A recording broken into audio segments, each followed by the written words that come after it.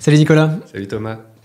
Très content de te recevoir pour la deuxième fois. Ça fait un moment que tu étais venu à l'époque de mon Zen. Tu reviens aujourd'hui en physique, donc très très content de t'accueillir.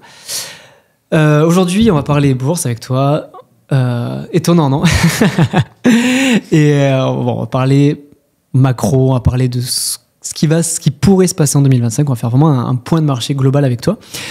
Pour ceux qui ne te connaissent pas, est-ce que tu peux te présenter rapidement? Alors, je m'appelle Nicolas Chéron, je suis un passionné de bourse. Je viens d'avoir 40 ans, donc ça fait un peu plus de 20 ans que j'ai détenu mes premières actions. J'ai détenu mes premières actions quand j'avais 18 ans. J'avais un proche qui avait introduit sa société en bourse et du coup, j'avais eu mes premières actions. Tu fais partie des rares créateurs de contenu qui ont connu des vraies crises longues. Oui, c'est vrai. Pour tout te dire, j'ai investi un petit peu d'argent en 1999-2000. Au bon moment. Au meilleur moment, quand mon banquier m'a dit les actions technologiques, ça monte, il faut y aller. J'étais jeune, j'avais moins de 18 ans, j'avais un petit pécule et on m'a dit vas-y. J'ai investi à ce moment-là et j'ai perdu 50% en l'espace de 2 ans. Et en fait, je te cache pas que c'est peut-être le point de départ de ma carrière, parce que je me suis dit à ce moment-là, si un gérant de banque professionnel a perdu 50% quand la bourse a perdu 50%, j'aurais peut-être pu faire moins pire. Voilà. Et de cela est née ma curiosité pour le marché action. À ce moment-là, les cryptos, ça n'existait pas. Les ETF, il y en avait très peu. Et puis, j'ai eu des cours de finance en école de commerce. J'ai eu un prof très intéressant quand j'étais en Erasmus au Danemark qui nous parlait des actions des sociétés européennes et du fait qu'on avait de très belles sociétés. On y reviendra. J'ai travaillé chez Zone Bourse. Où on m'a appris l'analyse technique, l'analyse fondamentale, et où j'ai eu aussi pas mal de relationnels clients. Et je pense que c'est ça qui, plus tard, tu vois, 10-15 ans plus tard, fait que je suis créateur de contenu et je suis proche de mon lectorat, parce que j'ai toujours voulu faire au mieux pour ceux qui me lisaient. Et puis voilà, entre 2005 et 2017, j'ai travaillé pour Zone Bourse, puis différents courtiers, FXM aux États-Unis, CMC Markets en Angleterre, Bink qui était un des premiers courtiers sur le marché français. Donc voilà, 12-15 ans dans le courtage, à faire des contenus, donc de la vidéo. J'ai commencé sur YouTube en 2011, j'ai fait mon compte Twitter date de 2010, donc je suis un vieux de la vieille. Un dinosaure. Et voilà, j'adore faire de la vidéo pour parler macroéconomie, analyse technique. J'adore parler de la bourse, de l'investissement à long terme, des phases de marché, de la psychologie des investisseurs. Donc j'ai vécu, comme tu le disais, la crise de l'an 2000. Ensuite, je me suis formé, j'ai investi mes premiers deniers. Il y a eu la crise de 2008. Ça a été très formateur. J'étais assistant d'un gérant de portefeuille en 2008 quand ça s'est passé. Et du coup, je l'ai aidé à alléger son portefeuille et à shorter le marché, à couvrir son portefeuille. Du coup, c'était une année où le CAC est passé par moins 55%. Nous, on a fait moins 1. Ah ouais, pas mal. Et ça a été quelque chose de très fort pour ses clients parce qu'il a pu montrer qu'en cas de catastrophe, lui n'allait pas perdre beaucoup d'argent et ça l'a aidé dans les années suivantes. Et puis j'ai connu le Covid, évidemment, et le Covid a été, révélateur pour moi de l'envie des particuliers de se mettre à l'investissement. Alors beaucoup sont arrivés parce qu'ils étaient enfermés chez eux et qu'ils se sont intéressés à la bourse parce qu'ils n'avaient que ça à faire. Beaucoup d'autres ont vu les marchés actions rebondir très fortement et les crypto-monnaies rebondir très fortement et donc se sont dit il y a peut-être de l'argent à gagner, etc. Et puis, ce qui est intéressant, c'est que ça a continué dans les années suivantes parce que les gens ont vu que les actions montaient, les crypto-monnaies montaient, qu'il y avait aussi la notion d'ETF, qu'il y avait aussi la possibilité d'acheter des métaux, qu'aujourd'hui, tu avais accès facilement à toutes sortes de plateformes qui te permettaient, pour des frais de courtage relativement bas, de pouvoir investir en bourse, chose qui n'existait pas, moi, à mon époque. À mon époque, quand tu achetais une action, tu payais un frais fixe sur l'action, tu payais 1% à l'entrée, 1% à la sortie.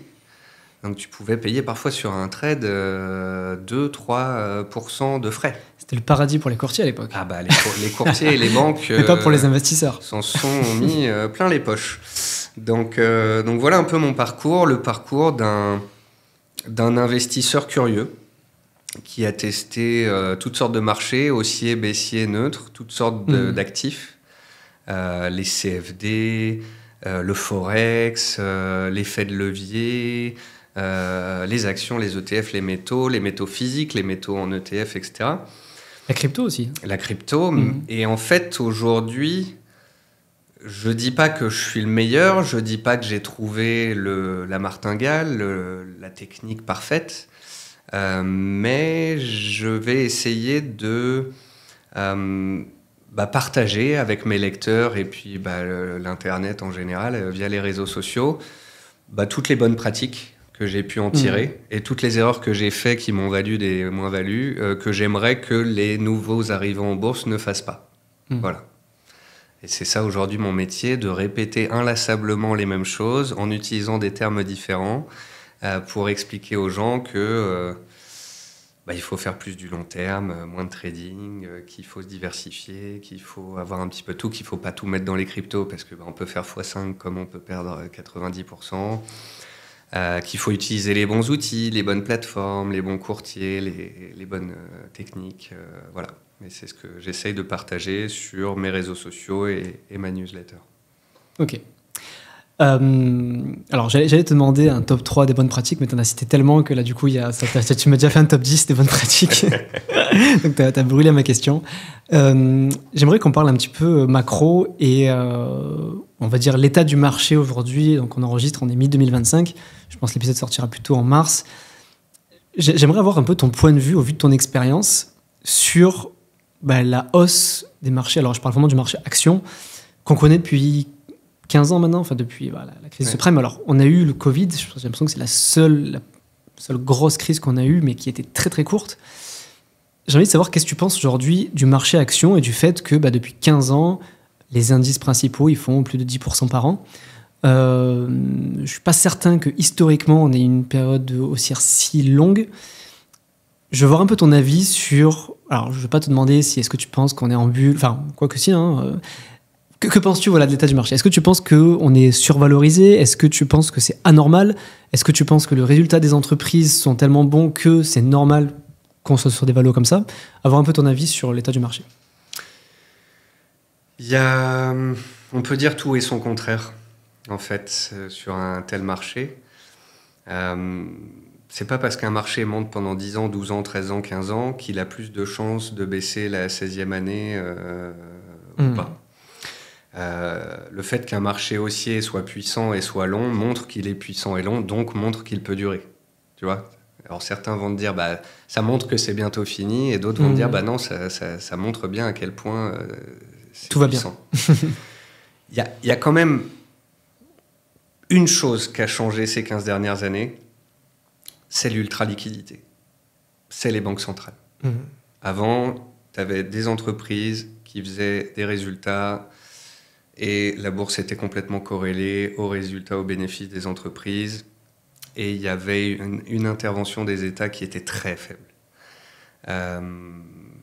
À partir de 2008 est né le quantitative easing. Donc c'est le fait que les banques centrales peuvent à tout moment soutenir leur marché, acheter directement des actifs, intervenir sur le marché obligataire, sur les taux, sur même le marché action, interdire de jouer la baisse. On l'a vu interdire le short pendant le Covid. Alors ça peut être des décisions des États ou ça peut être des décisions coordonnées entre zones économiques. Mais grosso modo, ce qui change la donne, c'est l'ultra-liquidité, c'est le fait qu'on ait des États qui continuent de s'endetter comme des fous. L'Europe, la Chine, le Japon, les États-Unis, tout le monde s'endette et on est dans des ratios d'endettement par rapport au PIB qu'on n'a jamais vu de toute l'histoire. Et ça fait que augmenter, j'ai l'impression, parce que j'ai l'impression que ça fait 10 ans qu'on bat des records et ça ne s'arrête jamais. On a des PIB qui montent et des dettes qui montent en face et des coûts de la dette qui montent également en face et tout ça grossit comme un gros gâteau. Tu vois, si on avait des résultats d'entreprises qui se mettaient à stabiliser ou à baisser, des PIB d'États qui ne montaient plus et la dette qui montait en parallèle, ce serait problématique. Tant que, c'est pour ça qu'avant cette interview, je te parlais du concept des chaises musicales, tant que la musique bat son plein, tant que les résultats d'entreprise augmentent, tant qu'on a un gâteau du PIB mondial qui continue de croître, certes, on a de la dette qui croît en face, mais il est légitime qu'on ait de la croissance et donc une hausse des marchés mondiaux. Après, il y a des petites alarmes qui s'allument, c'est-à-dire qu'il y a quand même des statistiques historiques de comparaison qui sont à faire. Par exemple, on n'a jamais eu un marché action aux États-Unis aussi concentré. Alors, il y a toutes sortes de chiffres et je m'y perds, mais tu vois, l'année dernière, il y a un moment donné où 80% de la hausse du S&P 500 dépendait de moins de 10 entreprises. Tu vois, c'est des chiffres. Je crois que même le top 20 du S&P 500 représente la moitié. Non, il n'y a pas une stat comme ça aussi. Il y a toutes sortes de statistiques dans ce genre pour montrer qu'il y a 3, 5 ou 7 ou 8 entreprises, fonction de ce qu'on prend, qui représentent une grosse partie des bénéfices, qui représentent une grosse partie de la hausse et qui représentent un poids énorme dans l'indice. Et fonction du chiffre que tu regardes, il faut revenir parfois 20 ans, 30 ans en arrière. Je crois que pour ce qui est du poids des 20 plus grosses entreprises, dans le poids total, faut revenir à 1929, en fait, pour retrouver des ratios comme ça de concentration. Même chose pour le marché américain. Le MSCI World, donc, l'indice de la bourse mondiale où tu as 1540 actions à peu près, c'est 72% d'États-Unis. Donc la bourse mondiale est américaine.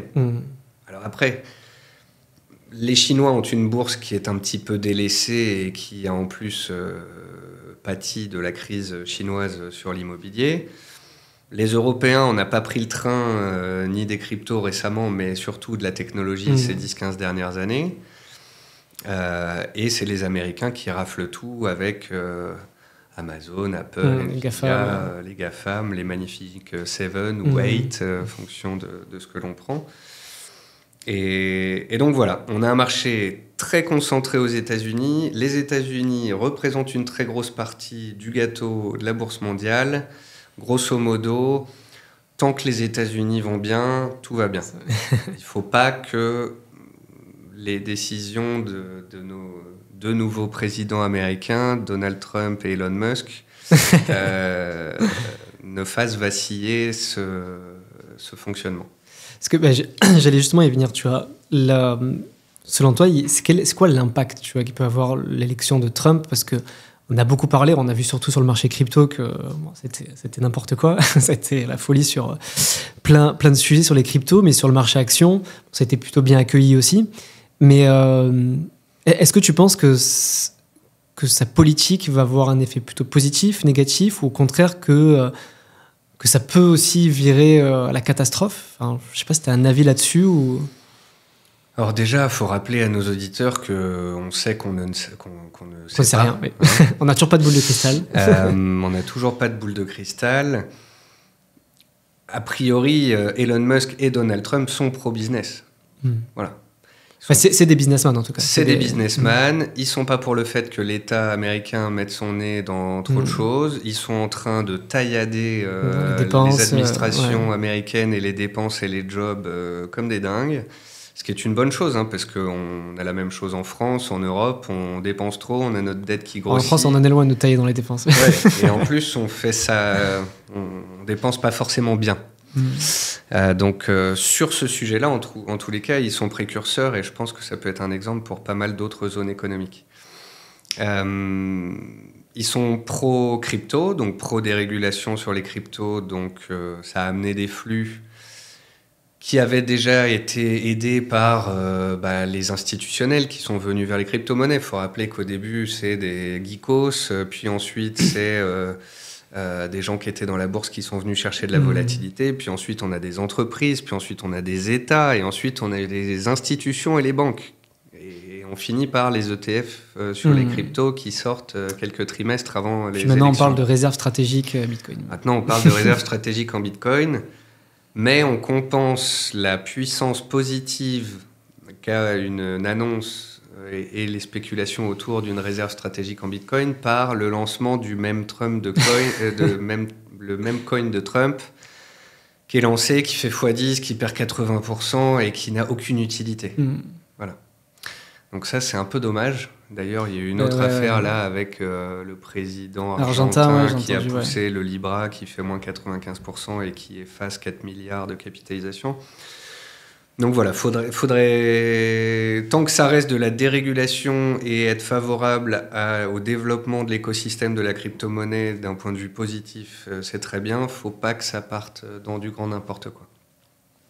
Après, il y avait d'autres choses sur les Trump trades, on appelait ça.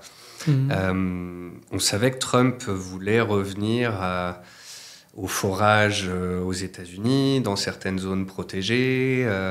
Donc, on a toutes les sociétés qui sont spécialisées dans le drilling, dans le forage sur le gaz et le pétrole, qui ont bien performé ces dernières semaines, avant les élections et après les élections. La défense. Les valeurs de la défense l'année dernière, enfin, ces 2 dernières années post-guerre en Ukraine, en fait, ont bien performé. Des actions européennes comme Rheinmetall ou Thales, depuis plusieurs mois, étaient en latéral. Et là, de nouveau, le sujet du budget des pays de l'OTAN pour la défense est revenu sur la table et tout ce secteur-là a bien profité. Donc, il y avait des Trump trades, les crypto-monnaies, le système bancaire, la dérégulation, ça aide aussi au système bancaire, l'armement, tout ça, c'est des choses qui ont parfaitement fonctionné. Et qui pourraient continuer de performer si les projets sont mis à bien. Voilà. Il ne faut pas que ce soit de l'esbrouf, il ne faut pas que ce soit juste de l'effet d'annonce. Effet d'annonce, et puis derrière, il ne se passe pas grand-chose. Les banques centrales peuvent faire ça, mais les présidents peut-être un peu moins. Et ça, c'est les côtés positifs. Après, il y a les côtés négatifs. Les côtés négatifs, c'est de vouloir mettre des barrières, une hausse des tarifs, des taxes sur le Canada, le Mexique, l'Europe, la Chine. Bon, il ne faut pas oublier qu'on est dans un monde... ultra mondialisé, quoi. Ouais, c'est un jeu de plaques tectoniques. Tout le monde travaille avec tout le monde. Si les États-Unis mettent des taxes à tous les autres vont répliquer avec des taxes et le consommateur américain va se retrouver plus cher, avec des produits qu'il payera plus cher. Donc, il peut y avoir aussi un retour de l'inflation sur la table.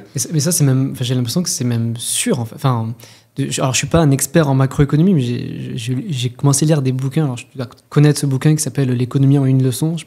Non, ça me dit rien. Ouais, bref, c'est un bouquin sur l'économie autrichienne, donc qui est plutôt libéral et qui prouve par A plus B en gros que le fait de mettre des droits de douane génère automatiquement de l'inflation en fait, et que a priori c'est pas forcément bon pour le consommateur moyen, quoi. Bon. Après, à vérifier, tu vois, si ça se passe comme ça avec la politique de Trump, mais il veut aussi faire baisser les taux d'intérêt, et on sait que quand les taux d'intérêt sont très bas, ça peut créer de l'inflation. À tout moment, il pourrait aussi vouloir forcer la Banque centrale à revenir un petit peu sur ses programmes de quantitative easing et de soutien et de création monétaire. Et ça aussi, on sait que ça crée de l'inflation.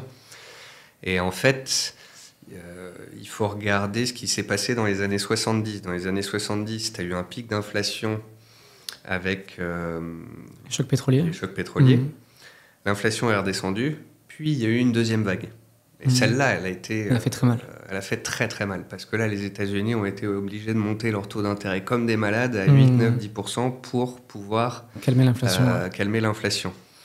Donc, ces dernières années, on a eu post-Covid des États et des banques centrales qui ont injecté énormément d'argent dans le système. Ça a été trop vite, trop haut, trop fort, énormément d'inflation, tout le monde qui en pâtit, monsieur et madame, tout le monde qui paye plus cher, le bois pour construire les maisons, les produits du quotidien, etc. 2022, tout le monde a serré la vis. L'inflation se calme depuis mi-2022, donc depuis 2 ans. On est revenu sur des niveaux qui sont corrects et qui permettent d'ailleurs aux banques centrales de rebaisser les taux d'intérêt, d'arrêter de mettre la pression. Mais si on se dit trop vite que tout va bien dans le meilleur des mondes, qu'on peut continuer de baisser les taux d'intérêt, qu'il y a une guerre tarifaire mondiale qui se met en place, etc., l'inflation peut revenir sur le devant de la scène, le particulier en pâtir, et à ce moment-là, les banques centrales n'auront pas la marge de manœuvre nécessaire pour pouvoir baisser les taux d'intérêt. Elles seront même peut-être obligées de les remonter. Or, tu changes d'une politique où tu es dans une baisse de taux progressive et d'amener des liquidités à un marché action qui est déjà très haut, très cher, à on va restreindre les liquidités, on va remonter les taux d'intérêt. Là, les bourses, elles apprécieraient pas énormément, d'autant plus qu'on est sur des records historiques. Et qu'on est sur des records historiques avec désormais des valorisations qui sont relativement élevées. Voilà. Donc ça, il faut faire attention. Il peut y avoir aussi d'autres bonnes nouvelles. Je pense aux discussions qu'il y a en ce moment entre l'Europe, les États-Unis, l'Ukraine, la Russie. Ouais, sur la fin potentielle de la guerre. Pour essayer de... Alors c'est très spécial cette situation-là parce que on ne sait pas si Trump veut rester dans l'OTAN ou pas. Si Trump quitte l'OTAN, ça veut dire que les Européens sont obligés de se débrouiller, donc d'investir plus dans l'armement. Donc on a en ce moment, on a l'impression des discussions de Trump pour essayer de calmer la donne et de faire qu'il y ait un accord qui se fasse et que la guerre entre l'Ukraine et la Russie s'arrête. Et pourtant, on a des Européens qui s'arment comme des fous. Ouais. Donc je t'avouerai que là-dessus, je suis un petit peu perplexe.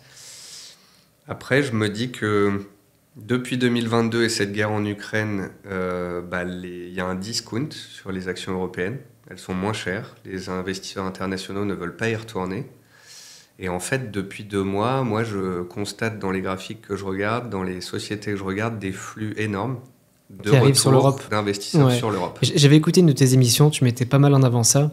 Et tu montrais des graphiques historique où tu montrais les cycles en fait où les États-Unis surperformaient l'Europe et qu'après il y avait une sorte de, je pense un peu, c'est un retour à la moyenne ou voilà une inversion et que l'Europe après pouvait surperformer les États-Unis.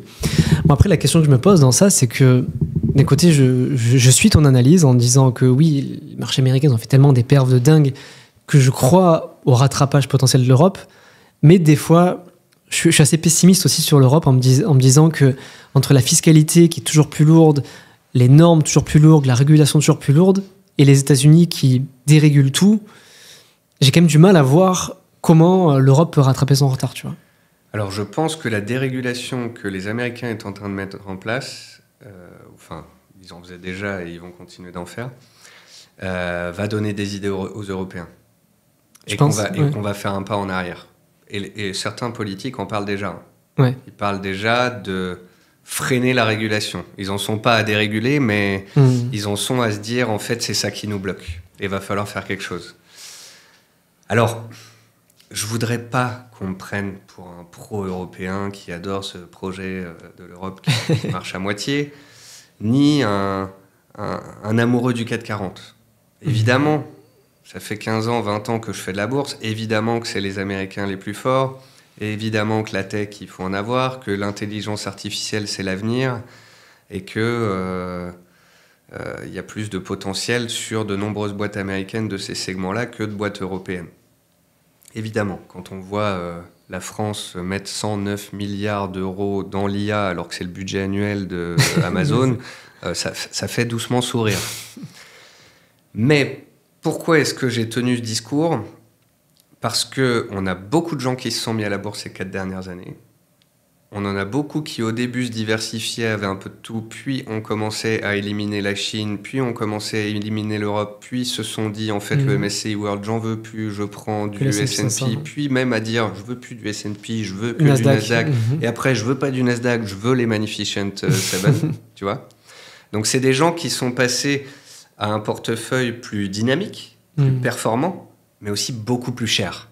Et plus risqué aussi. Et plus risqué. Parce qu'en fait, ces gens-là, ils oublient qu'en 2022, le Nasdaq, il fait moins 40%. Et moi, j'ai pas envie de m'endormir le soir avec un portefeuille dont je sais que si ça tangue sur les marchés, je peux me prendre moins 40 sur un coup de soufflet. Donc, ce que j'essaie d'expliquer aux gens, c'est que les Américains sont très chers, l'Europe est moins chère, que en France, on est surpondéré luxe et que l'économie chinoise est en train de se stabiliser et que la Chine fera tout pour relancer son économie et que s'il relance son économie, le luxe va en profiter et si le luxe en profite, que le CAC va en profiter le plus. On a un train de retard supplémentaire parce qu'on a eu la dissolution de l'Assemblée l'année dernière qui nous avait mis en moins 10 par rapport à tous les autres. Donc en fait, on peut profiter du fait qu'on avait un discount parce qu'on était européen, un autre discount parce qu'il y avait eu la dissolution, un épisode sur le luxe pas facile par rapport à la Chine qui est peut-être en train de se résorber. Et donc voilà, moi je suis un investisseur international, je me dis on est début 2025, j'ai du cash, est-ce que je veux encore acheter du Amazon ou du Apple à ces prix-là, ou est-ce que j'ai pas un moindre risque à acheter du Hermès, du LVMH ou un ETF CAC 40 ou un ETF Eurostoxx 600 en me disant il va y avoir un rattrapage chinois, un rattrapage du CAC.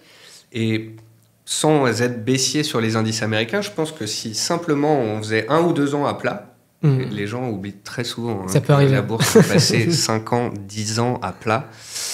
Ne serait-ce que si on faisait 2 ans à plat, il y a des zones économiques et des secteurs dans certaines zones économiques qui pourraient faire des rattrapages parce que c'est pas cher, parce qu'il y a de la relance, des choses comme ça. Donc, les gens ont l'impression, parce que ça, c'est les réseaux sociaux, que depuis le début de l'année, je dis « achetez du CAC, c'est génial, c'est la France, je suis pro baguette ».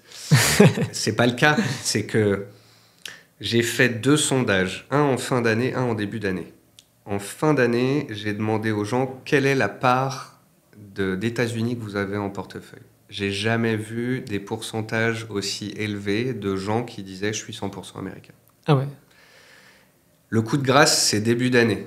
Je crois autour du 10 janvier.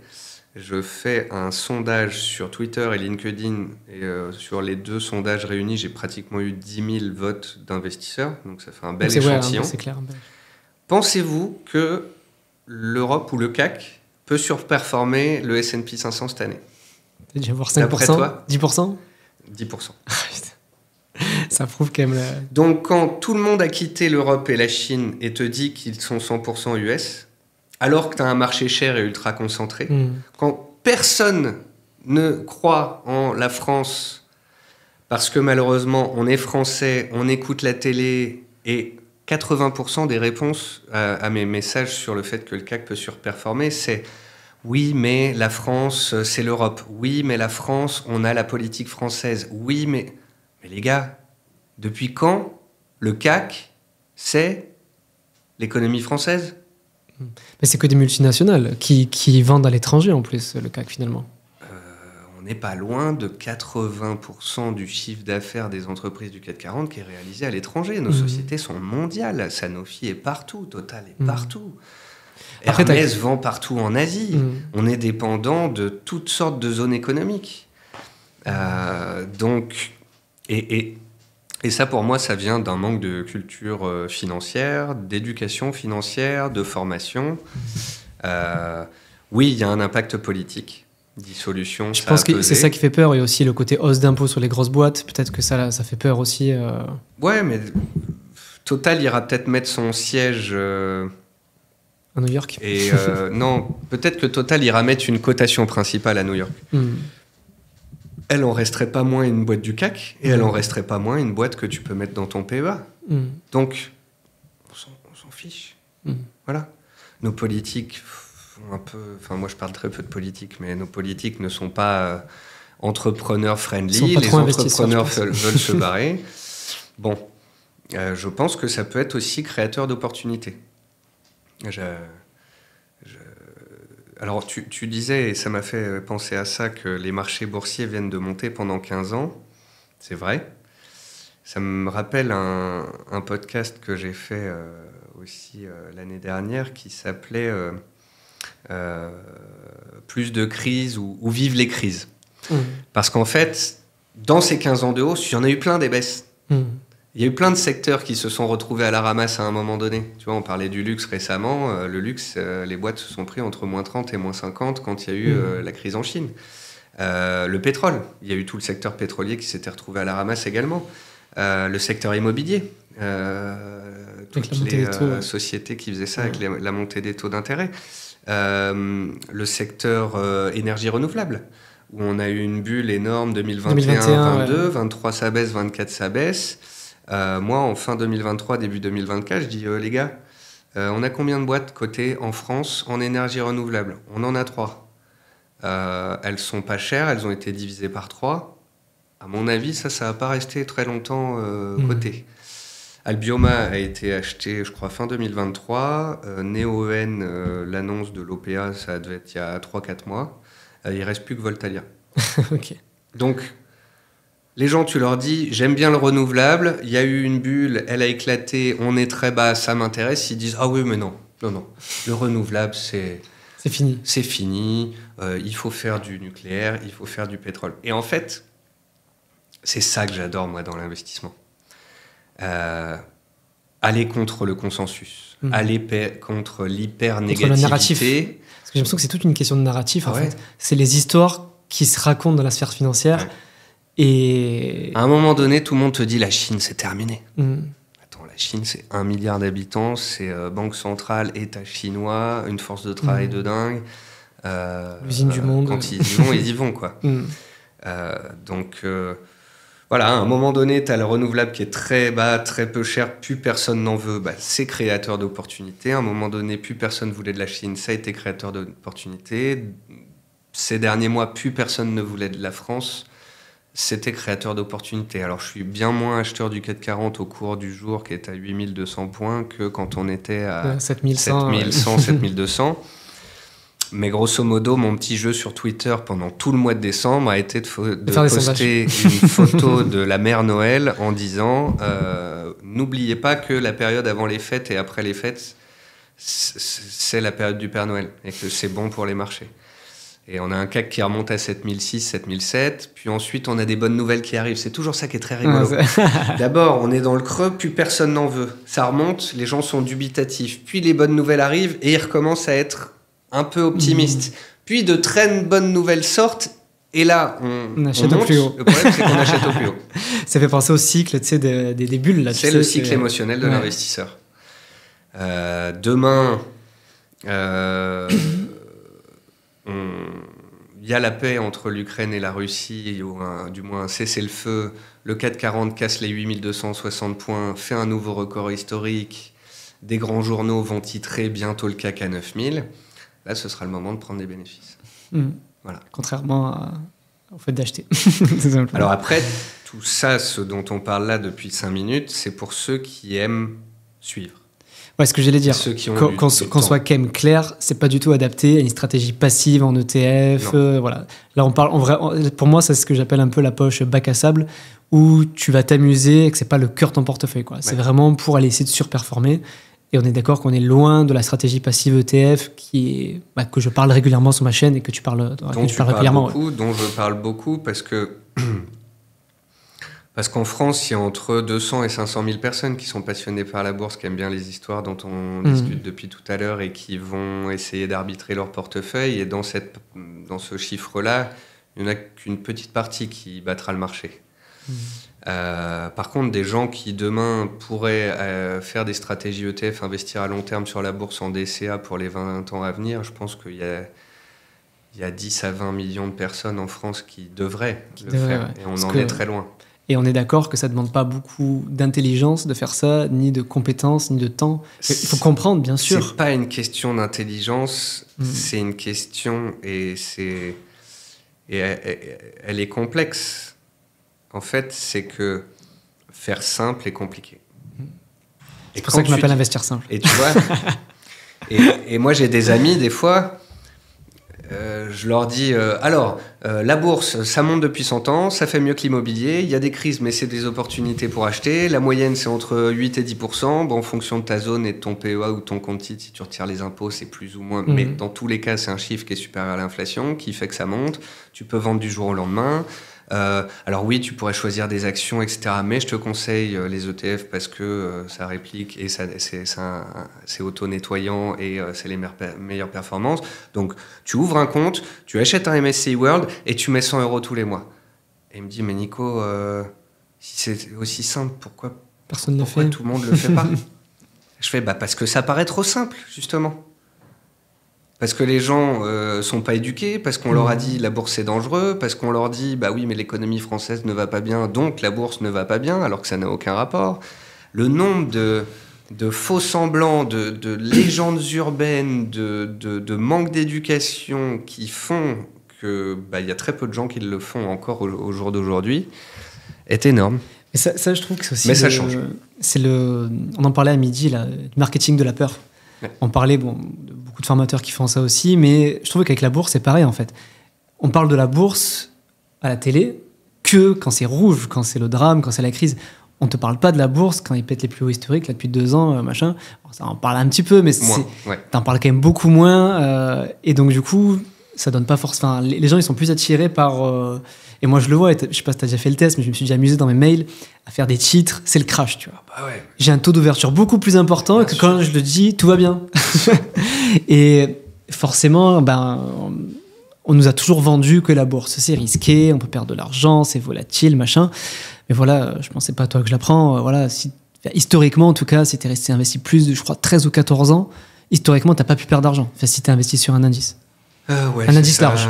C'est au-dessus de 15 ans, tu as 99% des investisseurs qui sont gagnants sur le papier. Et alors, moi, j'essaie de le tourner de toutes les manières possibles. Hein. J'avais sorti une newsletter qui s'appelait « Tu es le pire investisseur au monde ». Et c'est l'exemple d'un Jean-Michel DCA. Alors pour ceux qui ne savent pas, Jean-Michel, c'est mon petit personnage principal. Jean-Michel DCA, c'est monsieur tout le monde qui fait du dollar cost average, donc achète tous les mois. Et en fait, j'ai pris les chiffres pour comparer quelqu'un qui a acheté la bourse au point bas ou quelqu'un qui a commencé la veille d'un crash. Et il se trouve que celui qui commence son DCA la veille d'un crash, il va acheter pendant 1 an. Alors parfois ça dure 2 ans, donc il va acheter pendant 2 ans dans la baisse. Puis il va continuer d'acheter au point bas, puis il va continuer d'acheter dans la remontée. Donc en fait, très rapidement, son prix moyen va baisser et il va se retrouver en gain dans la reprise. Et si tu regardes sur le très très long terme, parce qu'il y a eu des périodes où cette reprise a été lente et où on a été neutre parfois pendant 10 ans avant de repartir par le haut, c'est pas une mauvaise chose de pouvoir accumuler pendant 10 ans du capital quand tu commences à 20 ans, que tu as ton premier métier, tes premiers salaires, ou bien que tu as commencé à 30 ans, que tu commences à gagner un peu de sous, et de faire ça entre 30 et 40 à plat, pour que derrière, ça porte ses fruits, parce qu'il faut le temps d'accumuler aussi. Mieux vaut accumuler pendant une période de range ou de baisse qu'en période d'euphorie, finalement. Ouais. Et il se trouve que Jean-Michel DCA et Jean-Claude qui achètent au point bas, au bout de 10-12 ans, leurs performances, elles sont équivalentes.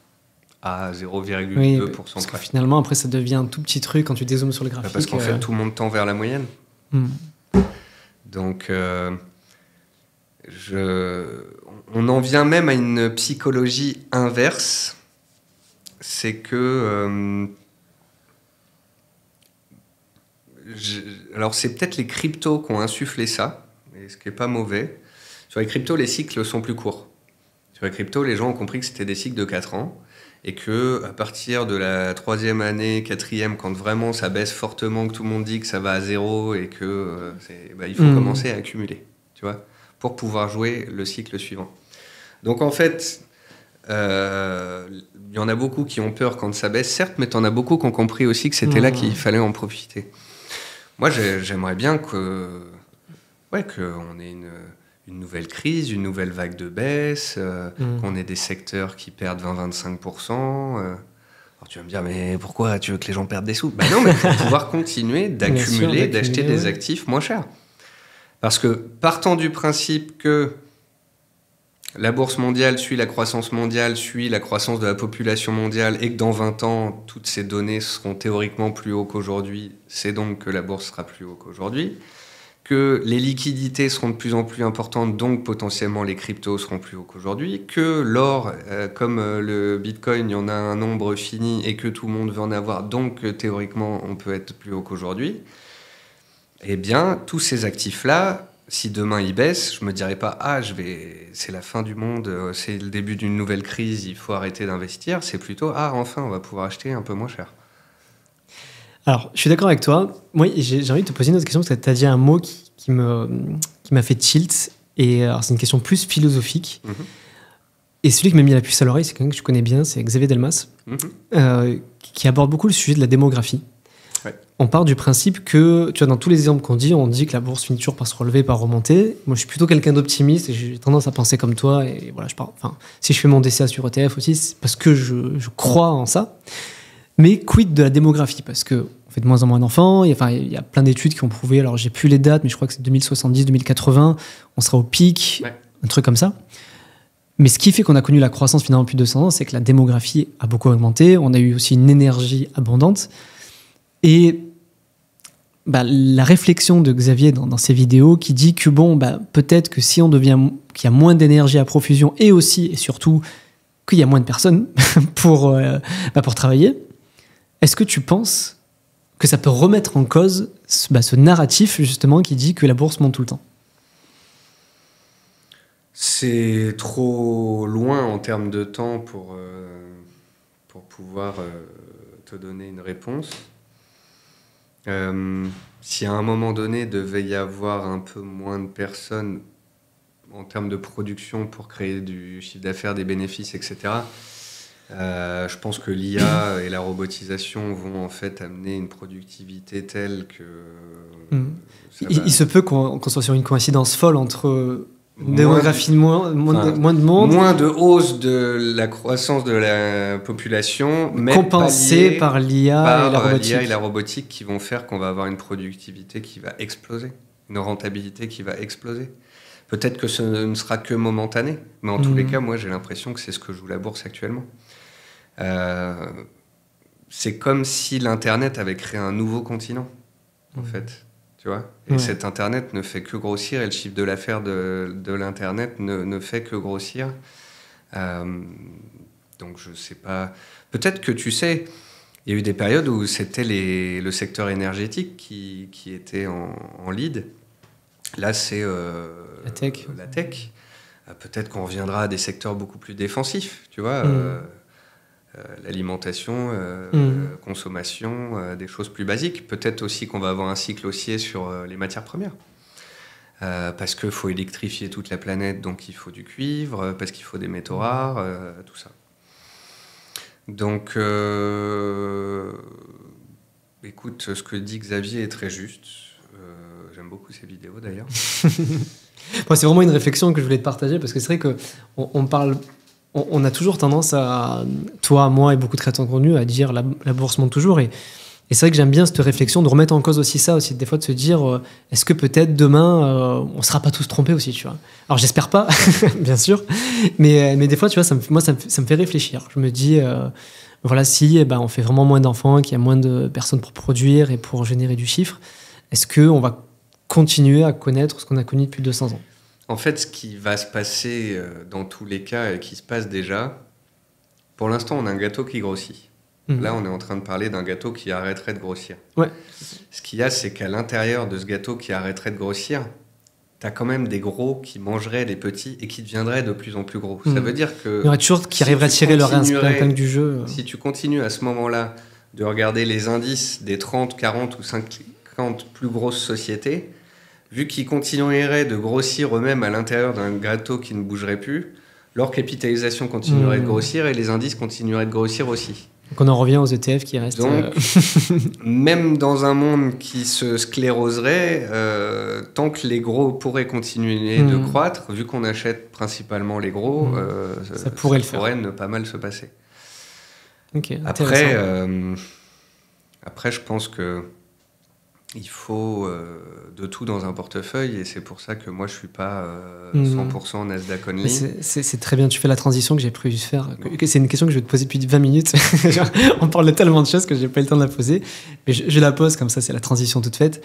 Mais du coup, quels autres actifs tu trouves intéressants à mettre en portefeuille pour un investisseur en 2025 ou qu'est-ce qui serait intéressant à creuser en tout cas pour justement pas être exposé uniquement au marché action? Alors, pour moi, l'investisseur moderne, se veut diversifié et multi-actif.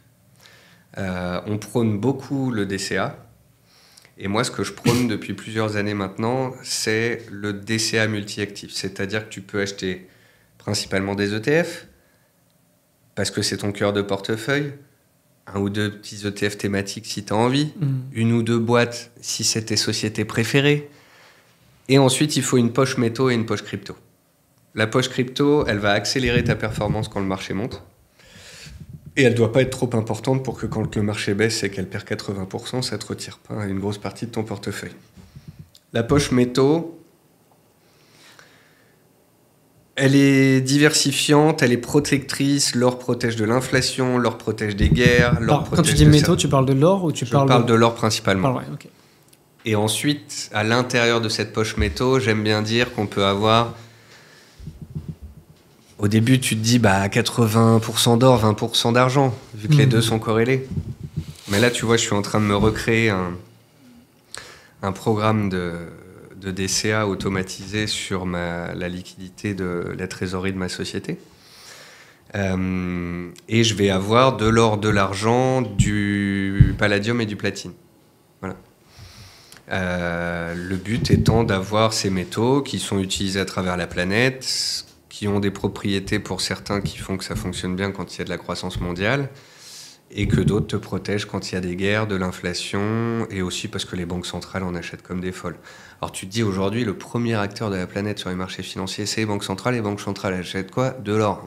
Moi je fais comme les banques centrales. Non mais tu vois, c'est comme certains qui disent les milliardaires sont plus forts que nous en business, il y en a qui ont des fonds d'investissement, j'achète les mêmes choses qu'eux. Je suis Warren Buffett. Moi je suis les banques centrales. Toutes les banques centrales à travers la planète, elles achètent de l'or. Les Américains essayent de rapatrier leur or d'Angleterre parce qu'ils ont peur qu'il y ait des taxes supplémentaires. Ça fait exploser les tensions du nombre de personnes qui veulent rapatrier de l'or. Du coup, on constate que y a peut-être pas tout l'or qu'on pensait à certains endroits. Les Américains sont en train d'auditer Fort Knox pour être sûr qu'ils aient bien toutes les tonnes d'or qu'ils pensaient avoir. Et alors, je sais pas d'où ça me vient. Je pense que ça me vient d'une optique de protection à la base, et je pense que ça me vient d'un truc que j'aurais dû faire et que j'ai pas fait. Pour la petite histoire, en 1999, quand j'ai eu un petit peu de sous, mon père m'a dit: est-ce que tu veux acheter de la bourse comme le banquier te propose, ou est-ce que tu veux qu'on achète de l'or, ou est-ce que tu veux qu'on achète des grands crus ? Parce qu'il est fan de vin, et c'est peut-être pour ça qu'aujourd'hui, je suis un grand fan de vin aussi. L'or a fait x30, les grands crus ont fait x20, et j'ai perdu 50% en bourse. Et je crois que ça devait être 12-13 ans plus tard, quand on est en 2012-13, qu'on est passé sur l'or de pratiquement $2000 l'once à 1300 et que ça s'est stabilisé, depuis ce moment-là, je me suis dit, je vais accumuler de l'or dans une optique de long terme. Je veux en avoir en portefeuille, je veux en avoir en physique. Tu privilégies l'or physique plutôt que les ETC ? Enfin, les ETF or, pour moi, il faut les deux. Ah ouais, parce qu'en fait, dans l'or, il y a aussi un aspect transmission. Alors, il n'y a pas que ça. Il y a un aspect véritable protection. Demain, il y a une crise mondiale, il y a une panne d'électricité. T'as pas de cash, t'as pas de banque, t'as rien, t'as des onces d'or, d'argent, elles peuvent te servir à faire quelque chose. Demain, t'as une crise bancaire, t'as toujours de l'électricité, mais les banques, ça fonctionne plus, il n'y a plus d'argent. Pareil, ton or, ton argent pourront te servir de monnaie d'échange. T'as des enfants, t'as des petits-enfants, tu veux transmettre de l'or. Les familles, avant, donnaient un Napoléon ou des petites pièces comme ça à leurs descendants. Et puis, c'était des choses qui n'étaient pas forcément recensées, déclarées, etc. Alors, je ne dis pas qu'il faut truander, mais que c'est un outil de tout temps, de maintien d'une certaine valeur, de transmission, de protection. C'est beau. C'est super beau. T'as des onces d'or, c'est magnifique. Et puis tu sais que c'est aussi utilisé, c'est bête, mais c'est une application pratique. Les bijoux aussi. Enfin, tu vois, on aussi. aura oui, c'est pas. C'est pas que juste comme ça de la spéculation sur quelque chose d'intangible. Donc, parce qu'en fait, le discours que tu as sur la démographie, sur peut-être que ça va pas continuer comme ça, tout ça, machin. Moi, entre 20 et 30 ans, j'étais comme ça. Entre 20 et 30 ans, j'étais pas très positif sur l'Europe, j'étais pas très positif sur le monde. J'écoutais des grands spécialistes du pétrole qui disaient qu'on en aurait bientôt plus, que le monde pouvait s'arrêter de tourner, etc., etc. Il y a eu 2008, post-2008, ça s'est remis, mais beaucoup disaient que la crise allait redémarrer, allait reprendre, etc. Donc j'ai vraiment été bercé par... le pessimisme. Le pessimisme, un monde qui va changer, qui va se scléroser, qui va s'arrêter, etc. Et à un moment donné, je ne sais pas pourquoi, peut-être, je ne sais pas, avoir une femme, se dire qu'on veut créer une famille... avoir un futur, construire, un jour avoir une maison, des enfants, etc., bah, peut-être qu'à ce moment-là, tu as envie d'être optimiste. Plus optimiste et de voir plus à long terme. Et à ce moment-là, je me suis dit, je ne vais pas passer de quelqu'un de dubitatif et par moi un peu pessimiste à quelqu'un de super optimiste, je vais juste essayer d'être au milieu en me disant, de toute façon, si tout part en sucette, tout part en sucette. Et puis bah, ce jour-là, s'il y a une guerre mondiale, un Fukushima 2, un astéroïde... ou une guerre en Europe, mon PEA, j'en aurai mais bien sûr, rien à faire. T'auras d'autres soucis à gérer, quoi. Donc, si tout se passe bien, je veux avoir de l'immobilier, je veux avoir des actions, je dors mieux la nuit parce que je suis protégé par mes métaux. Et il se trouve qu'en ce moment, depuis là 1 an, l'or cartonne complètement et valide le fait que depuis 10 ans, je dis d'en accumuler. Donc et ça a fait mieux, si je dis pas de bêtises, l'or a fait une meilleure perf que le S&P 500 et Nasdaq. Et encore cette année, je pense que c'est bien parti là. Ça a encore pété à la TH encore, je crois. Et puis l'or est devant le Bitcoin. Mais tu vois, plus je vieillis, plus j'évolue dans mes pratiques. Avant, j'étais action ETF. Voilà. Et puis j'ai évolué vers les métaux, et puis il y a les cryptos qui sont arrivés, comme beaucoup d'analystes et de macroéconomistes à ce moment-là, j'ai dit c'est de la merde. Je suis complètement passé à côté. Il y a eu la bulle de 2017, la retombée en 2018, et à ce moment-là, parce que j'avais des amis qui s'y connaissaient pas mal, j'ai commencé à creuser le sujet. Je me suis fait copain avec des journalistes qui ont monté plus tard le média The Big Whale, Raphaël Bloch et Grégory Raymond. Et à ce moment-là, j'ai compris que ce serait une nouvelle classe d'actifs avec laquelle il faudrait composer à l'avenir. Voilà. Et je me suis aussi rappelé l'adage qui dit que un investisseur meurt quand il arrête d'être curieux, en fait. Un investisseur se doit d'être curieux toute sa vie. Toute sa vie, à une nouvelle technologie, à un nouveau produit, à une nouvelle classe d'actifs, un nouveau moyen de... Et donc voilà, j'ai fait du travail sur moi-même, et c'est aussi tout ça que j'essaye d'apporter, tu vois, dans nos discussions, dans des émissions. C'est ça qui est intéressant aussi, je trouve, en tant que créateur de contenu, c'est que on apprend toujours et on le partage à notre audience. Ouais. Moi, tu vois, entre le moment où j'ai démarré et aujourd'hui, j'ai appris beaucoup de choses, mais déjà en échangeant avec des gens comme toi, avec des invités géniaux, mais aussi par mes propres recherches, les bouquins que je lis, les investissements que j'ai faits, qui sont des fois bien, des fois pourris, et tu peux en parler parce que tu l'as vraiment pratiqué. Et comme tu dis, moi je pense que la qualité numéro 1 d'un investisseur, c'est la curiosité en fait. À partir du moment où tu es curieux et que tu vas aller voir les actifs, peut-être bien, moins bien, et que tu testes, tu peux en faire un vrai retour d'expérience, donner ton avis. Alors après, les gens le partagent ou pas, mais au moins, et c'est aussi ce qui est cool quand on est créateur de contenu, c'est que on a entre guillemets cette force de frappe en disant voilà, j'ai testé, moi je partage mon avis, après t'en fais ce que tu veux, mais toi en plus avec l'audience que tu as, tu peux encore avoir une plus grosse portée sur les actifs dont tu parles, quoi. Ouais, moi je dis jamais il faut faire ça ou il faut faire ci. Et je dis ça j'ai testé, je sais pas faire ou j'aime pas, ça j'aime bien et si je devais le faire, je le ferais de telle ou telle façon. Ce que j'aime bien, moi, c'est derrière l'idée d'un scénario, c'est c'est le narratif, la psychologie, les phases, les statistiques historiques. Je construis un scénario. Voilà. Le scénario, il fonctionne pas. J'ai mis des arguments dans des cases, ça n'a pas fonctionné. C'est pas grave. Mais quand tu mets tout bien dans les bonnes cases et que tout se déroule magnifiquement, c'est génial.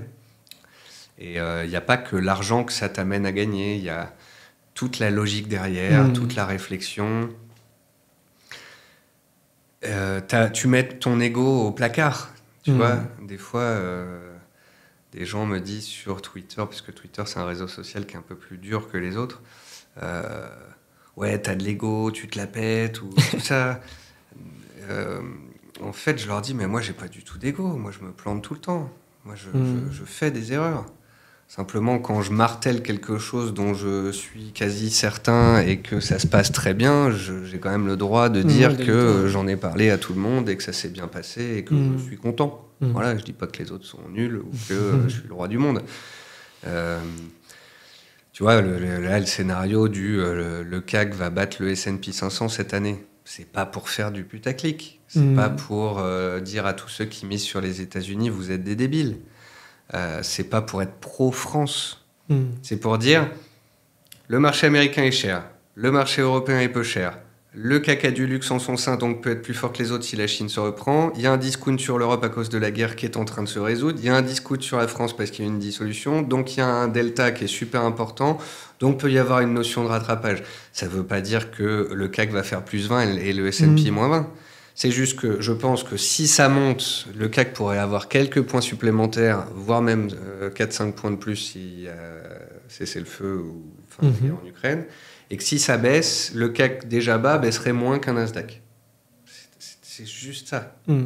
Ah, mais ça qui est marrant, c'est que aussi, ce qui est bien, c'est que tu expliques la logique aussi. C'est que tu expliques tout le raisonnement, et c'est ça qui est aussi intéressant, parce qu'après, tu peux y adhérer comme ne pas adhérer, et après, chacun se fait sa propre opinion. Mais ce qui est intéressant, c'est que du coup, tu partages le raisonnement, et je pense que c'est ça qui, toi, te plaît, partager le raisonnement, et je pense que c'est ce qui plaît à ta communauté aussi.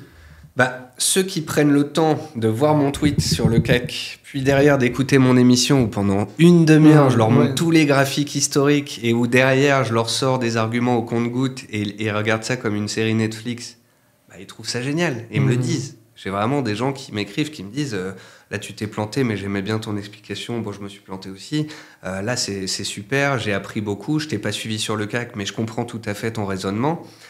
Quelqu'un qui est sur les réseaux, qui va et qui vient, qui va juste tomber sur un message un peu parfois rigolo où je dis le CAC est le plus fort depuis début janvier. On me dit Nicolas, les indices, ça se regarde sur le long terme. Oui, alors c'est gentil de me dire ça, mais bon, oui, je suis au courant. Alors, j'aimerais revenir sur la partie vraiment allocation d'actifs. Ouais. Alors, j'ai envie de te parler d'autres actifs, mais j'ai envie d'abord de revenir sur l'or, parce que on n'a pas eu le temps de clôturer le chapitre, parce que tu as bien détaillé pourquoi tu aimais l'or physique, et moi je suis plutôt très pro or physique aussi, mais tu as dit il faut avoir les deux. Et j'ai envie d'avoir tes arguments de pourquoi l'or papier. Pour pouvoir intervenir beaucoup plus facilement. Ouais, pour arbitrer, pour réallouer.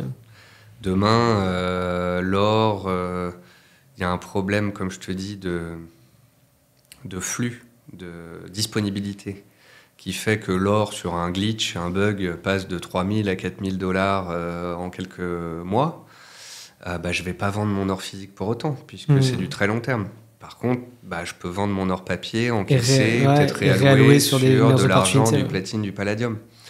Donc c'est toujours avoir cette souplesse. C'est le côté liquidité, quoi. C'est la souplesse. Mais je partage. Moi, pareil, du coup, j'ai la même philosophie que toi. Moi, j'ai un 80-20, tu vois. J'ai 80% d'or physique, 20% de papier.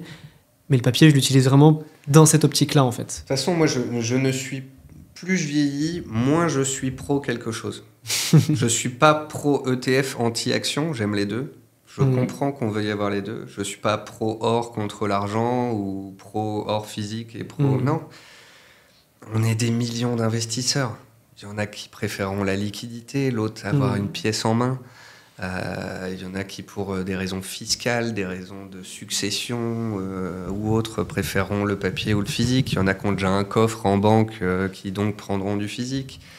Il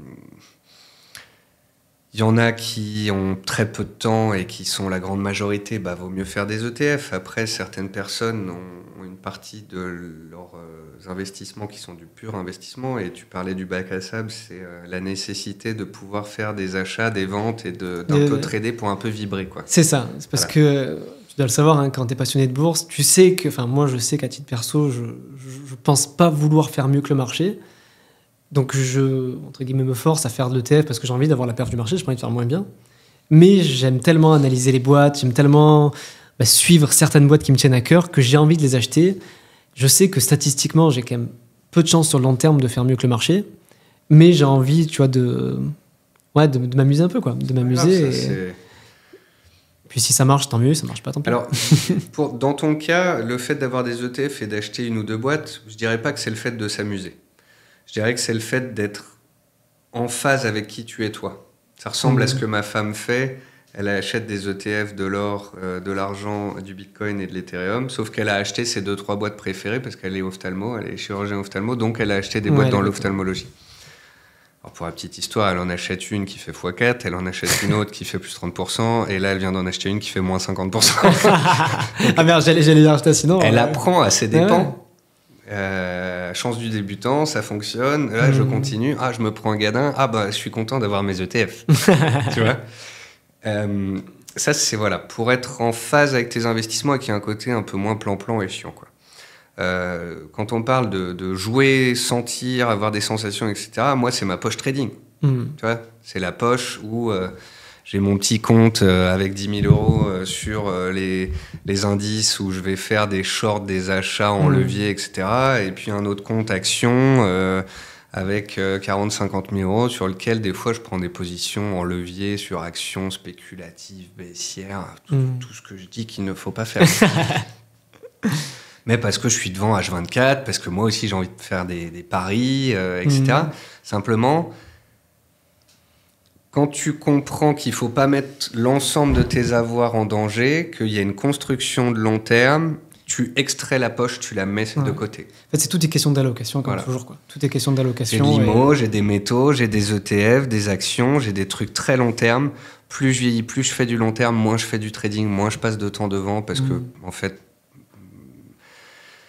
il y a un calcul à faire, et très peu de gens le font. Tu vois, il y a des gens qui me disent... Je surperforme les indices de 10% tous les ans. On va prendre un chiffre bête. Les indices font 10% par an. Ça veut dire que lui fait 20% par an. Sauf qu'il y passe H24. Ouais, c'est son travail, quoi. Et qu'il a un portefeuille de 100 000 euros. Donc son portefeuille de 100 000 euros, au lieu de faire 110 000 sans avoir rien à faire, il va faire 120 000 parce qu'il aura bossé, mais comme un dingue. Donc, il va gagner 10 000 euros de plus que ce que le marché aurait à lui offrir. Mais ces 10 000 euros-là, il faut les diviser par 12 mois de travail, 4 semaines de travail, donc etc. C'est moins que le SMIC, quoi. Et bien là, tu as un taux horaire inférieur à McDonald's. Donc le stock picking, oui. Si on est conscient que c'est une passion et qu'on veut en faire par passion, si on a un petit budget à y allouer comme, je sais pas moi, un abonnement à aller faire de l'équitation ou du golf, etc. Sinon, il faut viser long terme, investissement, diversification, etc., plus que de tomber dans le côté spéculatif, jeu... et d'essayer de gagner très fort, très vite, comme beaucoup essayent de le faire en crypto ces dernières années. J'ai une dernière question, Nico, avant de passer à 2-3 petites questions abonnées. Pour rester encore sur les allocations d'actifs, donc tu m'as parlé crypto, métaux, actions. J'ai envie d'avoir un peu ton avis sur l'IMO, alors plutôt l'IMO papier, SCPI, parce que si je dis papier, je ne t'ai jamais trop vu en parler, enfin en tout cas pas beaucoup. Et pareil sur les obligations. Vu que les taux sont encore un peu hauts, je suis curieux d'avoir un peu ton avis sur les obligations et les SCPI. Alors, les obligations, c'est la preuve par l'exemple qu'on a un manque d'éducation financière en France, puisque même un analyste comme moi qui fait de la bourse depuis 20 ans connaît très peu. Parce que ça fait moins rêver. Ça fait moins rêver. Les taux baissent depuis les années 80. Ça fait 40 ans que les taux baissent graduellement. Ces 25 dernières années, les taux rapportent bien moins que la bourse. Et pour la première fois, là, depuis 2-3 ans, on a des taux qui montent et qui montent fort et qui peuvent donner des rentabilités intéressantes. Preuve en est, notre ami Warren Buffett vend des actions et met tout sur des taux à 4% sur lesquels il est tranquillement assis. Donc, c'est pas bête d'en avoir. Après... ça dépend via quel produit. Le mieux est l'ennemi du bien, encore une fois. Il y en a qui vont sur toutes sortes d'obligations via un courtier qu'ils ont ouvert exprès pour faire de l'obligataire, etc. Je pense que parfois, il faut faire simple. Bon, déjà, tu as ton LDDS, ton livret A et autres livrets qui t'apportent des taux d'intérêt fixes, même s'ils descendent dans le temps ces derniers temps. Après, tu as des courtiers qui rémunèrent ton cash, comme Trade Republic et d'autres. Et tu peux avoir les taux de la BCE sur ton cash en permanence, sans plafond. Là, c'est plutôt du monétaire, ça. Ouais, mais je veux dire, obligataire, monétaire, tu vas chercher du safe avec une rentabilité faible. Voilà. Ouais, mais obligataire, moi, je considère que c'est du coup un peu plus risqué. Ouais. Tu peux aller chercher un peu 2-3 points de plus, des fois, en fonction du risque que tu veux prendre. Mais alors, je me permets juste d'ajouter un truc, parce que du coup, je viens de sortir ma formation sur les obligations cette semaine. Je me fais ma promo, mais quand l'épisode sortira, ce sera beaucoup trop tard. Mais bref, c'est des produits, moi, j'aime bien. C'est alors, ETF ou fonds datés, tu vois, à maturité fixe. Je sais pas si c'est quelque chose que tu as pratiqué ou que tu as creusé. Non. Je vais apprendre un truc à Nicolas Chiron. Ouais, oh là là. Je vais te vendre ma formation, fais gaffe. Avec plaisir. Non, mais voilà, je connais pas, je sais pas. Bah, en gros, l'avantage, c'est que tu as c'est des fonds à maturité fixe qui fait que le taux est verrouillé, en fait. Donc, si les taux rebaissent, du coup, ton taux de 4% qui est... Alors maintenant, il a un peu baissé, il est maintenu pendant 3, 4, 5 ans. Et quand le fonds arrive à échéance, il te rembourse le capital, plus les intérêts capitalisés. Et c'était super intéressant, là, et ça l'est encore, et ça le devient de moins en moins, parce que tu verrouilles un taux. Et ce qui est cool, c'est qu'avant, tu n'avais que les fonds datés qui faisaient ça, et maintenant avec les ETF, BlackRock a sorti les iBonds, ils s'appellent les ETF à maturité fixe, et tu mixes les meilleurs deux mondes, en fait. Tu as la maturité fixe, mais avec les frais faibles d'un ETF. Ok. Bon, je t'invite à creuser, et avec un peu de chance, tu en parleras à ton audience. Okay. Mais voilà, c'est un sujet que je trouve intéressant, en ce moment en tout cas. J'ai creusé un petit peu la question, mais constatant à quel point il y avait un travail en amont énorme à faire sur déjà le fait de faire venir les gens à la bourse, de faire compte titre et PEA, de mettre des ETF dedans, plus parfois un peu de métaux crypto. Il y a tellement un travail en amont énorme à faire. Mais ça, pour moi, tu vois, c'est vraiment la poche défensive du patrimoine. Et moi, l'objectif, ce que je dis, c'est de faire mieux que ton fonds euro, en gros. Ouais. Parce que le fonds euro, bon, il y a plein de petits inconvénients. La loi Sapin 2, on te prélève la CSG tous les ans. Enfin bref, il y a plein de petits trucs qui font que moi, le fonds euro, je suis quand même de moins en moins fan. Ouais. Et voilà, pour moi, c'est une alternative qui mérite d'être... Bon, bref. Je veux bien relire ta formation. Et ouais, dernière question, je suis curieux d'avoir un peu aussi ton avis. Je sais pas si toi, tu es investisseur en SCPI. Alors, je suis pas investisseur en SCPI parce que j'ai toujours été fan de bourse et donc j'ai préféré avoir de la bourse que des SCPI. J'ai peu parlé des SCPI à mes lecteurs ces dernières années parce qu'il y avait beaucoup de mauvaises SCPI qui traînaient. Et je suis très content de l'avoir fait parce qu'il y a combien de SCPI qui ont revu le prix de leur part de 15, 20, 25, 30, 41 des fois. Pas cité de nom, mais il y en a certaines qui ont pris très cher. Des grandes maisons. Ouais. Et ces 2 dernières années, j'ai beaucoup tapé là-dessus. Aussi en parallèle, parce que je voyais beaucoup d'influenceurs un peu véreux qui vendaient de la SCPI à gogo sur laquelle ils se prenaient 5% de front, de commission sur le dos du client. Donc le client payait des frais d'entrée, plus les frais d'apport d'affaires, plus les frais de gestion, plus ensuite il a la dépréciation de sa part et tout. Enfin, c'est un carnage. Alors les gens me répondaient souvent « Oui, mais il y a telle petite SCPI qui a bien performé, etc. » Oui, c'est vrai. Sur une petite SCPI qui s'est montée ces 2-3 dernières années, il y avait moyen, en fait, parce que ces petites SCPI, elles ont été faire quoi ? Elles ont été voir les grosses qui étaient dans la merde, et elles leur ont dit « Si tu veux ça, je t'en débarrasse. » Du coup, elles ont acheté des trucs pas chers, sur lesquels elles ont pu avoir un super prix et une bonne rentabilité. Donc, magnifique. Là, je vais en plus en parler en 2025. Okay. Je vais plus en parler en 2025. Je vais faire une masterclass, une newsletter sur le SCPI au mois de mars, une masterclass sur les SCPI au mois d'avril. Ok. Et je ne vais pas acheter des SCPI moi-même parce que je vais essayer d'acheter une maison à La Réunion et que ça vaut très très cher et que j'aurai plus de sous. Et ta poche chimo, elle sera déjà... D'un coup, elle va faire... La poche bourse va faire... Ok, donc voilà. Après, il y a la vie aussi. Hein. C'est ça. Ouais. C'est changement de vie, changement de cadre, envie d'acheter un bien plus cher, plus grand. Je comprends, je suis en plein dedans. Je viens d'acheter ma maison et je peux te dire qu'avec les travaux qu'on a... Ouais, j'ai vu que tu cassais tout là. Tu savais pas, mais j'ai mal partout là. Je te montre pas, mais j'ai mal à tous mes muscles. Ok, alors je regarde. Bon, évidemment, ici on capte pas. Heureusement que j'ai pas besoin des questions. Je voulais terminer avec 2-3 petites questions que les abonnés m'avaient posées pour toi. Alors, il y avait un truc qui me faisait rire. Moi, on me demandait de passer le bonjour à Jacqueline DCA. Donc voilà, j'espère que tu le feras. On me demandait ton top 3 d'actions françaises. Si tu devais donner un top 3 actions françaises, donc évidemment éligible au PEA. Bah, quand les gens pensent action française, très souvent, ils pensent luxe. Et malheureusement, c'est un mauvais côté des réseaux sociaux. Les gens ont l'impression que je n'aime pas LVMH. Non, c'est juste que je préfère Hermès. Hermès, c'est la plus forte. Ensuite, tu as LVMH. Ensuite, tu vas avoir Christian Dior, L'Oréal, Kering. Tu l'as bien mis en Kering. Et ce que je répète depuis 2 ans maintenant, inlassablement, parce que je vois énormément de gens dire j'ai des ETF, moi je veux acheter du LVMH, et moi je leur dis mais achète du Hermès, c'est du vrai luxe, tu vois.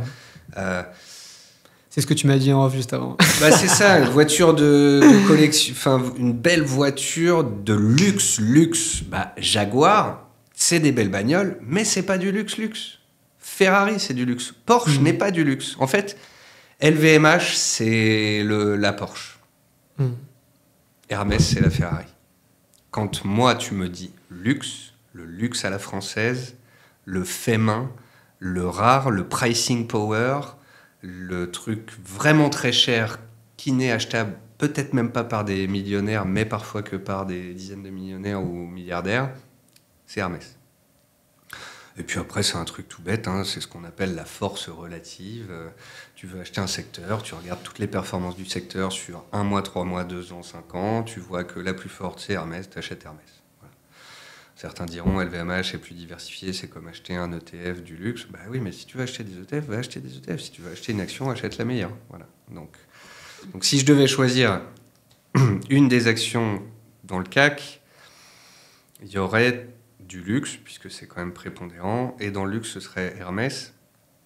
Mais je pense que Hermès s'achète sur des replis, et que, comme toute bonne valeur, elle perd régulièrement, ces dernières années, 20 à 25%.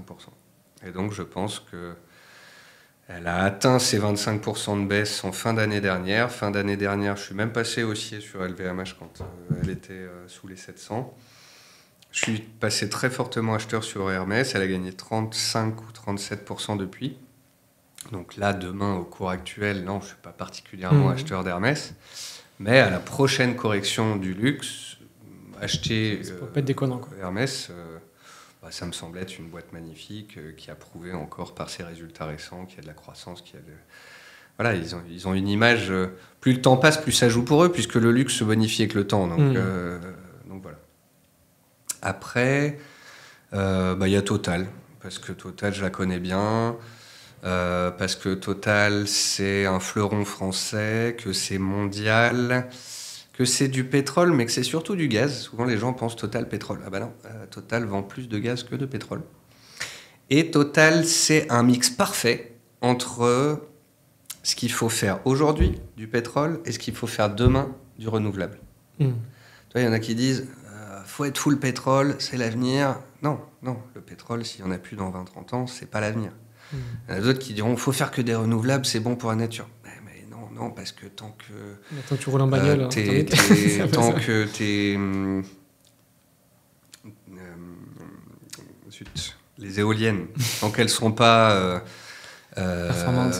performantes, recyclables, tant qu'on les enfouira dans le sol et qu'on fera tout ça. Non, l'énergie renouvelable, c'est en train de s'améliorer, mais c'est pas encore parfait. Total, c'est ce mix parfait, c'est on fait du pétrole et du gaz, mais on fait de plus en plus de renouvelables.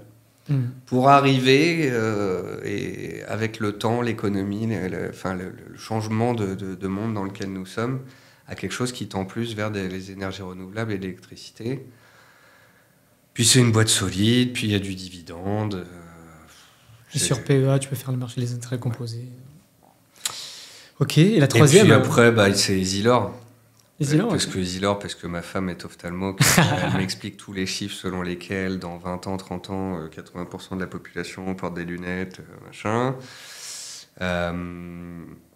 Parce que je parlais d'Easylor, j'ai rencontré un directeur d'Easylor à Paris, salut Romain,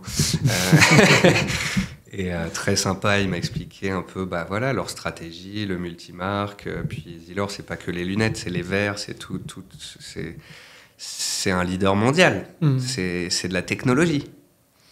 Et d'ailleurs, sur ce point de la tech dans la lunette, Easylor, pourquoi ? Parce que Meta veut rentrer au capital. Facebook va rentrer au capital d'une boîte qui fait des lunettes. Parce qu'en fait, dans 20-30 ans, on aura peut-être tous des lunettes dans la rue qui nous afficheront des publicités, des hologrammes et des choses comme ça. Et j'ai essayé les Ray-Ban Meta, là. Donc tu peux écouter de la musique que tu as ici par contact avec les oreilles, tu peux faire des photos, des vidéos, tu peux les balancer sur Instagram dans la foulée. Avec des lunettes qui sont belles et des verres de qualité. Donc Easylor, c'est une boîte ultra qualitative avec une fusion réussie entre Easylor et Luxottica, avec en plus un côté très long terme joué.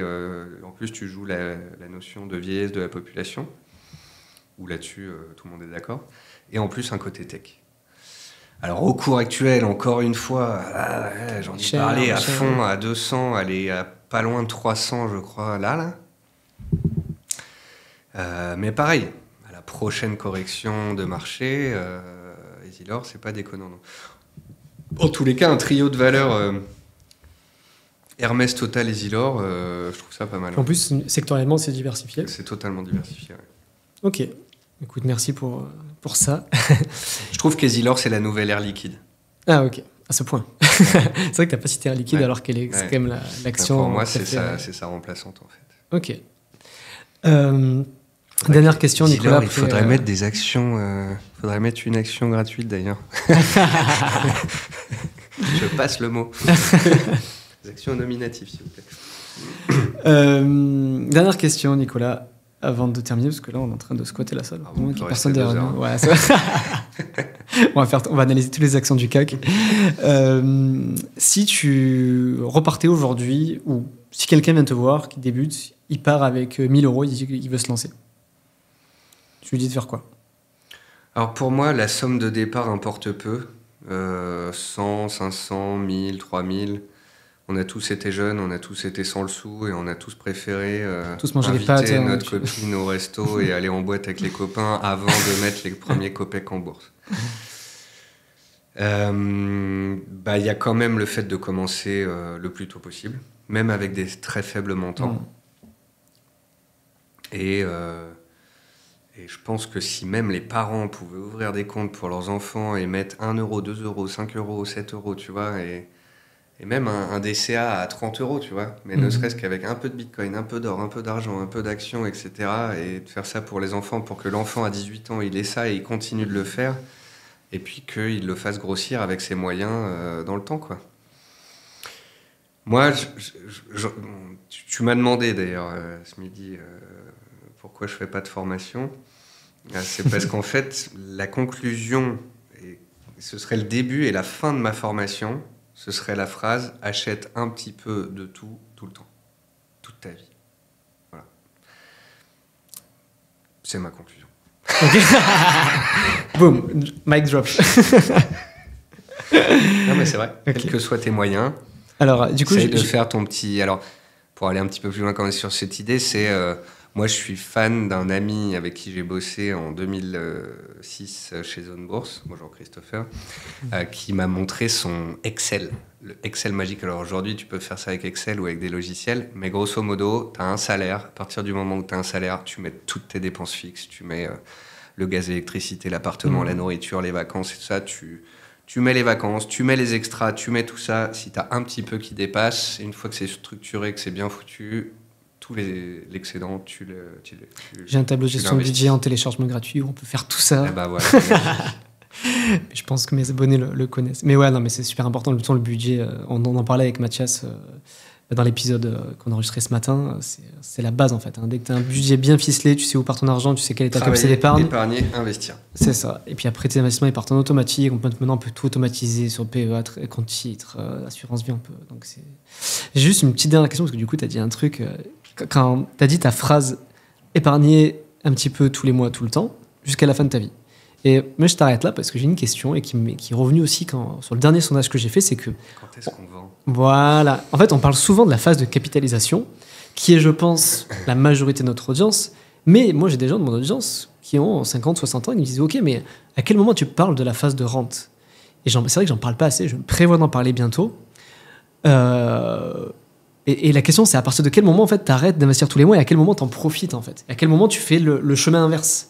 Et à quel moment tu passes en mode rente et tu dis ok, je passe sur de l'immobilier physique, de la SCPI, de l'action à dividende, avec un objectif qui n'est pas du tout de valoriser le capital, mais juste d'avoir un revenu régulier. Alors 2 choses là-dessus. La première, on n'a pas tous la même vie, on ne vit pas tous dans la même zone économique, on n'a pas tous la même appétence, soit pour la bourse, soit pour l'IMO, etc. Preuve en est, je vais piocher dans ma case bourse investissement pour acheter de l'IMO, pour acheter ma résidence principale. Donc, d'autres pourraient arriver à un capital de, je sais pas, à un moment donné, 300, 400, 500 000 euros et se dire... Je m'étais toujours dit qu'à 40 ans ou 50 ans, petite crise existentielle, je m'achèterais telle bagnole. Il s'achète telle bagnole. Je pense qu'avant toute chose, c'est de l'argent et l'argent, il faut quand même en profiter un petit peu. Donc c'est bien gentil l'effet boule de neige, les intérêts composés, le fait de mettre tous les mois, etc. Mais à un moment donné, il faut que ça serve. Il y a l'épargne de sécurité, certes, mais quand c'est des gros projets, elle ne suffit pas. Et à ces moments-là, on pourra piocher dedans. La deuxième partie de la réponse... c'est quelque chose de plus mathématique et théorique, c'est que tu commences par investir en risqué quand tu as 20 ans, et plus tu vas vers 70 ans, plus tu vas sortir des actions de croissance pour aller vers des actions à dividendes, sortir des cryptos pour aller vers des métaux, ou des stablecoins, ou des SCPI, ou du monétaire, et tu vas dérisquer ton portefeuille de telle manière qu'à l'approche de ta période de rente, donc pour certains qui arrêtent à 60 ans, d'autres 65, d'autres 70 ans, et que tu veux que tes 500 000, 1 million ou 2 millions que tu as mis en place toute ta vie te rapportent une rente, à ce moment-là, il faut dérisquer. Voilà. Donc tu arrêtes de vouloir aller chercher 9, 12 ou 15%, et tu t'assures d'avoir tes 4 ou 5, en faisant ton calcul où tu as ta retraite, celle de ton conjoint, et où faut être safe à ce moment-là. C'est-à-dire que la règle des 4%, c'est bien gentil, mais on voit que c'est plutôt 3 dans les faits, et en France 2 avec les impôts. Donc là, j'ai 1 ou 2 clients d'ailleurs, ils se posent ces questions-là, ils arrivent à la retraite et ils se disent qu'est-ce que cet argent que j'ai mis de côté va pouvoir me générer. Le problème, c'est que certains se disent ces dernières années, on a fait 10% par an, donc je me dis que je vais faire 10% par an, que ça me paiera les vacances, plus les machins. Je fais wow. Calme-toi. Et si on perd 15% l'année prochaine, qu'est-ce qui se passe ? Ouais, tu vas retirer du capital. Ah oui, mais non, mais j'aurai moins de capital, donc là. Donc c'est des questions à se poser. Plus on vieillit, de dérisquer la chose. Et de faire un DCA inversé peut-être. Ouais, moi c'est un truc auquel je pense. Tu vas dérisquer, vraiment toujours penser en termes d'allocation et de se dire ok, je sais pas, moi je suis à 80% offensif, 20% défensif. Puis plus je me rapproche de la période de rente et plus je dérisque. Et en faisant le dessin inversé, quoi. En faisant de... Après, tu te dis, je suis à la retraite à 65 ans, je peux vivre jusqu'à 95 ans, ça fait 30 ans. Imaginons que j'ai 1,5 million en bourse, qui peut me faire X milliers d'euros par an sur 30 ans. Est-ce que ça marche ou est-ce qu'il faut que je rogne le capital ? il serait pas, comment dire, individualiste et égoïste pour des grands-parents de se dire j'ai mis 2 millions de côté de toute ma vie, je vais en rogner un pendant la période de ma retraite pour être sûr de vous en léguer un, tu vois, et de se dire avec ce million-là je vais compléter ma retraite et vivre mieux et donc faire un décès inversé et sortir de l'argent tous les mois de mes investissements parce que après tu vas pas emmener tes centaines de milliers de zéros dans ta tombe, hein. C'est vrai, c'est bête d'être le plus riche du cimetière quand même. Donc voilà, faut épargner, faut investir, faut acheter de tout, etc. Mais faut pas oublier de vivre non plus. Faut profiter. Moi, c'est ce que je dis souvent, c'est bien de préparer sa retraite anticipée, la liberté financière, machin, mais il faut pas oublier de vivre parce que si demain il t'arrive une connerie de santé, machin, voilà. Je pense qu'il faut trouver le juste milieu entre augmenter ses capacités d'épargne pour investir plus, mais aussi garder une poche pour vivre le moment présent. Je pense que ça reste... Et ça doit régir un peu tout. Ton portefeuille, mais ta vie au quotidien. Tu vois, par exemple, moi, si j'étais pas parti à La Réunion il y a 2 ans, je serais peut-être toujours à Paris en costard-cravate et je gagnerais peut-être plus d'argent qu'aujourd'hui. Sauf que au quotidien, je vis en vacances. Et t'es en short à fleurs, c'est quand même un autre ça, c'est quand même cool, ça. Beaucoup plus intéressant que gagner quelques milliers d'euros de plus. Donc, il faut les faire, ces choix. Bon, Nicolas, merci. Je pense qu'on va s'arrêter là parce que moi, après, je vais rater mon train après. Ce serait con.